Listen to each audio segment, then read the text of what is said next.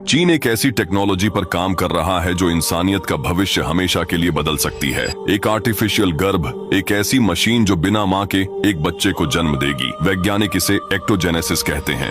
2026 तक इसे हकीकत बनाने का लक्ष्य है। लेकिन क्या हो अगर मैं आपसे कहूं कि यह कल्पनातीत टेक्नोलॉजी आज से 5000 साल पहले हमारे ही एक महाग्रंथ में लिखी जा चुकी थी। कहानी महाभारत की। यह कहानी शुरू होती है हस्तिनापुर की महारानी गांधारी से।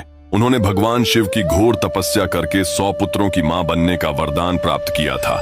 लेकिन समय बीतता गया, कुंती को पुत्र हो गए, पर गांधारी का गर्भ धारण नहीं हुआ। आखिरकार वो गर्भवती हुई, पर यह कोई सामान्य गर्भावस्था नहीं थी। 9 महीने नहीं, 1 साल नहीं, पूरे 2 साल बीत गए, लेकिन संतान का जन्म नहीं हुआ। जब गांधारी को पता चला कि कुंती ने युधिष्ठिर को जन्म दे दिया है, तो वह ईर्ष्या और निराशा से भर गईं। क्रोध में आकर उन्होंने अपने पेट पर जोर जोर से प्रहार करना शुरू कर दिया। इस प्रहार से उनका गर्भपात हो गया, लेकिन जन्म लिया एक बेजान कठोर मांस के लोथड़े ने, जिसे देखकर सब डर गए। गांधारी विलाप करने लगी। उन्हें लगा कि शिव का वरदान झूठा हो गया। ठीक उसी समय वहां पहुंचे महर्षि वेदव्यास। वो इस घटना के पीछे का रहस्य जानते थे। महर्षि व्यास ने गांधारी को शांत किया और कहा, मेरा वचन व्यर्थ नहीं जा सकता। उन्होंने उस मांस पिंड पर अभिमंत्रित जल छिड़का। तब वह पिंड अंगूठे के आकार के 101 टुकड़ों में बढ़ गया। यह अपने आप में एक चमत्कार था। इसके बाद व्यास जी ने 101 घड़े मंगवाए।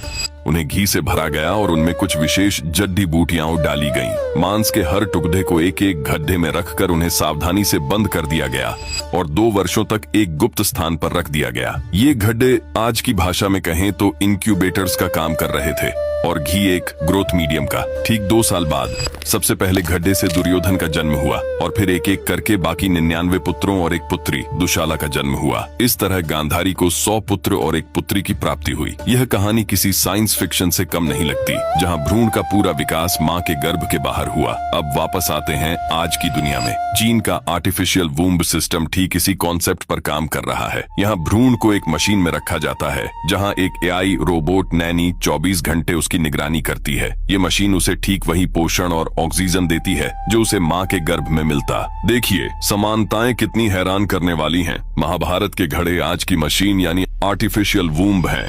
उस समय का घी और जड़ी बूटियां आज का न्यूट्रिएंट फ्लूइड है और तब के मार्गदर्शक महर्षि व्यास आज की आर्टिफिशियल इंटेलिजेंस है। फर्क बस इतना है कि एक को हम चमत्कार कहते हैं और दूसरे को विज्ञान। यह टेक्नोलॉजी बांझपन की समस्या को खत्म कर सकती है, लेकिन इसके साथ कई नैतिक सवाल भी जुड़े हैं। क्या इंसान भगवान बनने की कोशिश कर रहा है? क्या इससे माँ और बच्चे के बीच का भावनात्मक रिश्ता खत्म हो जाएगा? और क्या होगा अगर इस टेक्नोलॉजी का इस्तेमाल इंसानों की डिजाइनर ब्रीडिंग के लिए किया जाने लगा?